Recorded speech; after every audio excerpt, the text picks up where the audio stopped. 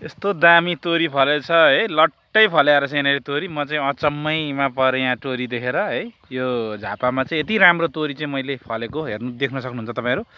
मैले देखेकै थिइनँ यहाँ चाहिँ यस्तो मजाले तोरी फलाउनु भएको छ। यहाँनिर कृषक दाइ पनि हुनुहुन्छ। दाइ तोरी त मजाले फलेछ नि यसपालि अलिक खुसी नै छु हजुर।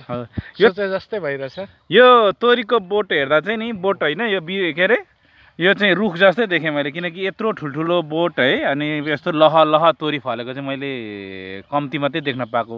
यो कहाँदेखि बिउ ल्याउनु भयो तपाईँले? यो बिउ त हामीले बेतनबाटै ल्याएको तल कृषि उसबाट हैन। तर अब मेहनत चाहिँ छ।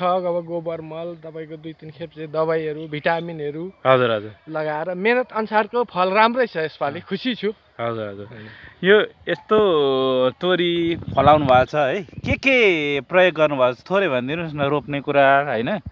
अनि यसमा त राम्ररी जोतेर तपाईँको गोबर मल, हजुर हजुर, गोबर मल अनि अलिअलि हल्का डिएपी त्यस्तै मात्रै युज गरेको छ। अरू फाल्टो केही युज गर्नु? पानी कतिपल्ट लाउनु भयो? पानी यसपालि त त्यति लाइएन, माटो एकदम चिसो थियो त्यसैले लाइएन।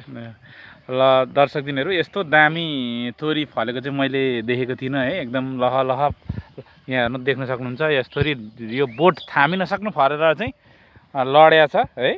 बोट पनि कस्तो मजाको आएको है यो दाइ। यस्तो तोरी त मैले देखेको थिइनँ। यस्तो मजाले यो सर्स्यौँ जस्तै ठुल्ठुलो फलिरहेछ है। साह्रै राम्रो बोट आएर छ। यहाँ चाहिँ वर्षैनी तोरी रोप्दा चाहिँ एकदम धेरै फाइदा लिन सक्ने जस्तो देखेँ मैले है। यस्तो छ। हाम्रो युट्युब च्यानल एसटी नेपाल हेर्दै गर्नु होला, लाइक सेयर कमेन्ट गरिदिनु होला होइन। के गरिदिनु पर्ने अरे? लाइक सेयर कमेन्ट गरिदिनु होला।